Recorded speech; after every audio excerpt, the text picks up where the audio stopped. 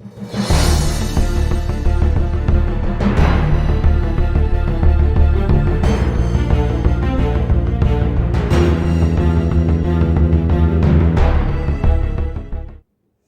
folks, welcome back to Bougie Comfort Food. I'm your hostess, Mary Landry Davis. And today we are going to make jalapeno burgers for our game day treat today. I don't know about y'all, but I have a football nut in the house. And there are a few games that we set aside as game day night. And, you know, everything stops and we watch the game. It doesn't always happen, but sometimes it does. Super Bowl, that's one of those. So today, I'm going to teach you how to make jalapeno cheddar burgers. Now, I know you're probably thinking, okay, that's not that spectacular. But trust me, I have come up with a way that's really good.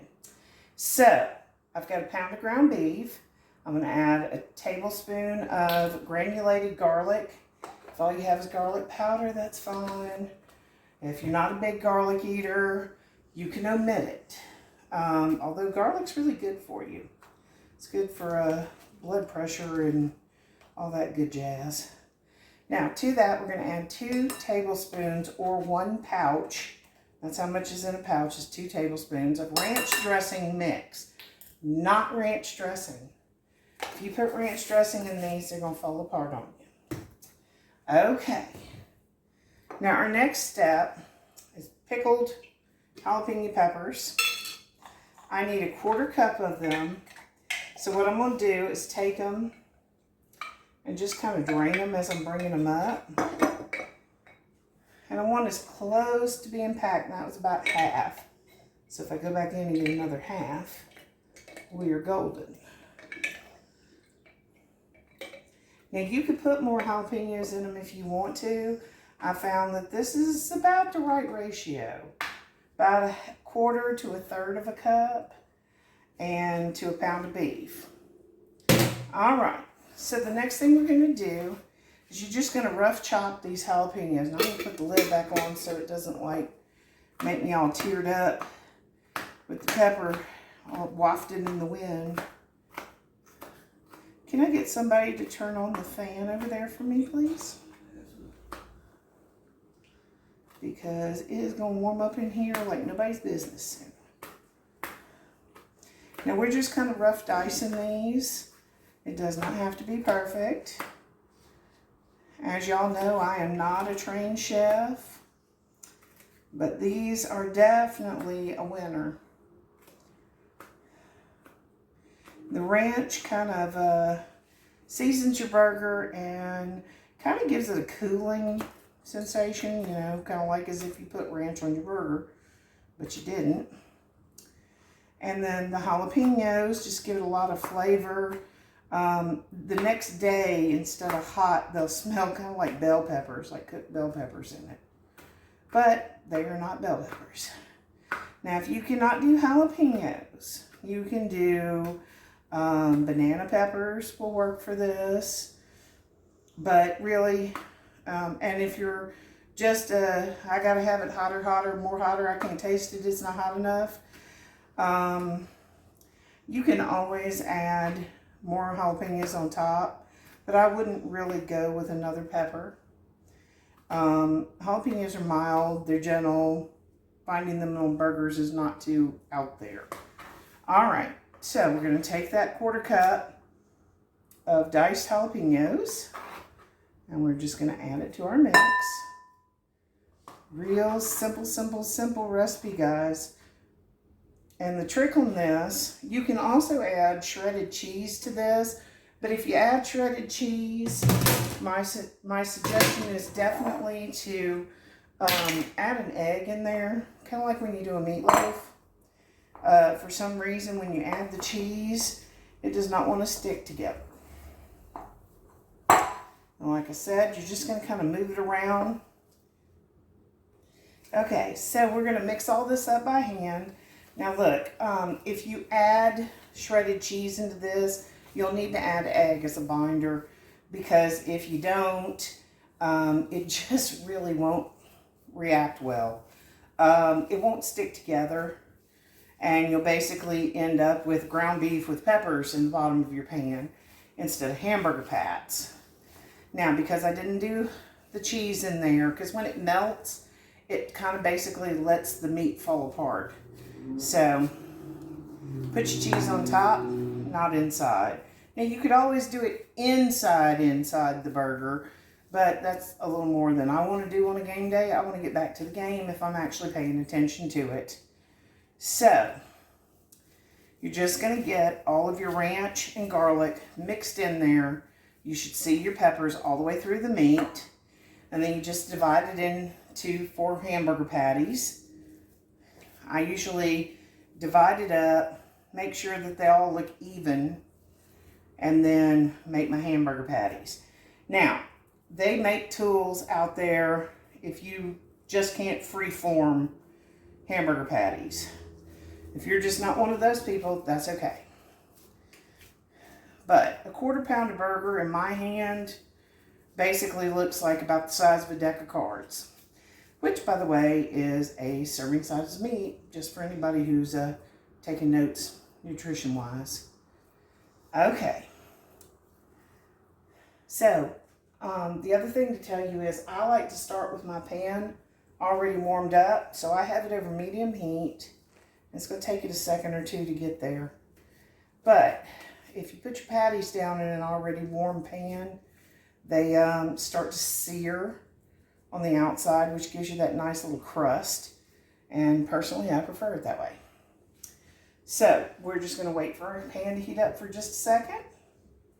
And while I'm doing that, I will remind you that we upload videos about, well, we try for once a week, and sometimes it's twice a month, but, you know, life happens. But if you're enjoying this content, think about giving us a subscribe. If you're liking this video, give us a like. Comment. Tell us some of your favorite burgers or favorite kitchen adventures or whatever you may need. And if you hit that notification bell for all, it'll tell you anytime we upload a new video. So come join the family. Come get a little bougie with us. And thank you for being here. I would love to thank all of my subscribers. I noticed that we gained 5 more subscribers, so that's pretty exciting. Somebody likes what we're doing, I guess. So, like I said, consider a subscription. They're free. It doesn't cost a dime. Consider hitting the notification bell. Then you'll know every time we upload a video. All right. So, my pan is starting to get there. Now, there is a secret to these burgers, and I'm going to give you this secret right now. The secret to these burgers. When you put them in the pan, leave them alone. Put them in the pan, put the lid on medium heat, and just let them percolate for a little while. Because if you do, you're not moving that meat around while it's still not a solid, you know, while it's semi-liquid. If you're not moving that meat around, it has a better chance of cooking itself together. So that is the trick to burgers in a pan. Don't move them. Just let them gel. Now, I usually serve these on King's Hawaiian buns or Hawaiian bread buns. I just like the sweetness to offset the heat. And I've got my 4 1/4 pound burgers in here. So I'm definitely going to deliver on this meal tonight. Now, we had these a few days ago, and when I suggested what do I do with ground beef, everybody said burgers. So apparently it was popular.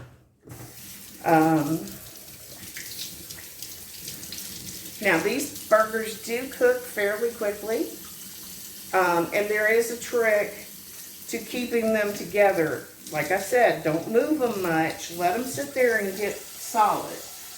And then, once you know it is time to flip, is when the meat starts looking more like cooked ground beef. Okay? When it starts to look that way, gently scrape underneath it, flip it over with as little movement as you can. It's a trick, I know, but not moving that meat around is going to keep your burger patties together.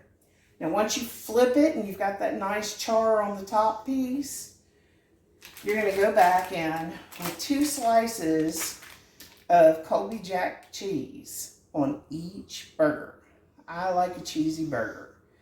And if you lay that patty, those slices of cheese on that patty, it'll melt into that meat and kind of hold it together in the pan. And you may have to scrape up some burnt cheese out of the bottom of your pan, but you know, every good meal has a sacrifice somewhere. All right, guys, so we're going to let these start their journey. Now, we've uploaded a few things. The most recent videos we've had were the breakfast casserole, the Tex-Mex stuffed chicken breasts, and the taco bake. And we also have microwave fudge coming up, peanut butter fudge, and a peanut butter chocolate keto cake. And that one's pretty fantastic. We are experimenting currently with sugar-free cookies. So wish me luck. We'll see how they turn out tonight. But we're going to be making those with some monk fruit. And if they turn out well for you, we will post them up here on the channel. If they are a miserable failure, maybe I'll submit it to Nailed It and see what I could do on that cake show. I don't think I'd do well on Nailed It, to be honest. Wouldn't do well on that, Cutthroat Kitchen, half a dozen of the other ones. I got a better than average shot at Chopped because half the time I'm flying by the seat of my pants anyway. So, it's an option. Now, one of the things we are going to be making very soon for you is something I enjoyed when I was pregnant and living outside the gates of LSU. There is a place, it's called Louis Cafe, and it is a diner that's been there for a while. It has become an LSU staple, you know, to go eat at Louis Diner, Louis Cafe. And one of the things they make are hash browns. They serve these hash browns with everything. They don't have French fries, they have hash browns.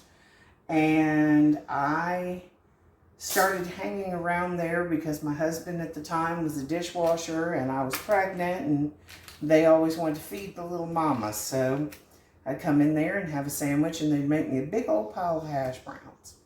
So I got to know how the famous Louis hash browns are made, and I'm going to make those for you guys very, very soon on this channel.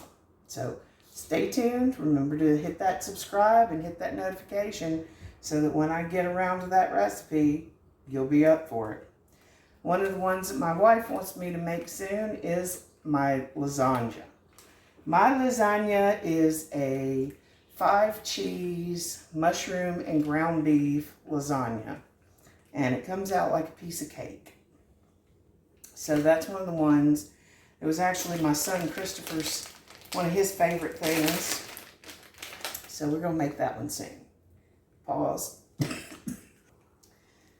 Okay, it's about time to flip those burgers. Now remember what I said. The least amount of movement you can give them. So I'm going to bring them over here. All you do, slide your spatula up underneath, flip them quick. You see, these weren't quite ready to go. That's okay. They're just going to get an extra flip when I know everything's solid. All right. Right on over. Back on the heat. Now normally, when I make ground beef, the dogs get all excited because they get to get ground beef drippings on their food, but not the jalapeno burger ones. That's a level of excitement we don't need in this house. I do not need a dog that's going, bark, bark, bark, bark, bark. I don't need it. So, now like I said, I'm going to put 2 slices of Colby Jack over these burgers when I in their pan. Now mine did not get that crust on them. I didn't leave them long enough. I got impatient. And it happens. I'm gonna kick up my heat a little bit so it'll get more seared. You're gonna have a lot of liquid in that pan, both from the hamburger grease and also from the jalapenos sweating. Remember, they are gonna give off liquid too. So, once we're ready to flip these again, once we get a crust on the bottom here, I'm going to put my cheese, everything. Actually, we've got a little bit of color on these. I think we're okay. I'm still going to flip them again because, yeah, I do that. But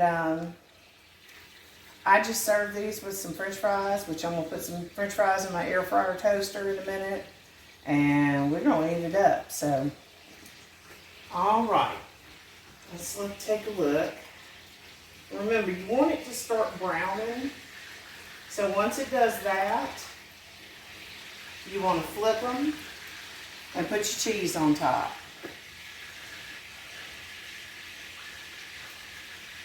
Pause.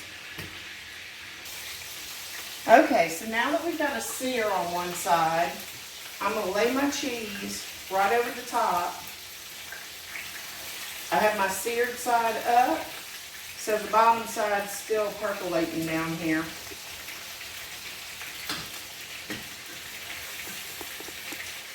And if you're wondering, my grandma always used to say it's percolating in the pot, or it's cooking, you know, the way it was cooking is it's percolating in there. So that's where it came from. All right, so once we get these laid out, and once your burger is cooked to your particular preference, then you're going to pull it out of the pan, let it rest for a few minutes. Okay, that Colby Jack is going to kind of seal around it to where it won't, hopefully it won't fall apart on you. So, I'm sure everybody's seen someone put a burger together. All I do is put a little mayo and mustard on these and send them out with a bunch of the french fries done in the air fryer. So I'm going to let you go and let you know that we're going to eat some burgers here as soon as these suckers come off of the skillet. So, from all of us here at Bougie Comfort Food, we wish you a blessed rest of your day. Woo-wee. And a fantastic rest of your week. I know these burgers are going to make my night just fine. All right, folks, y'all take care now. Thank you. Bye now. Save a place for me. I'll be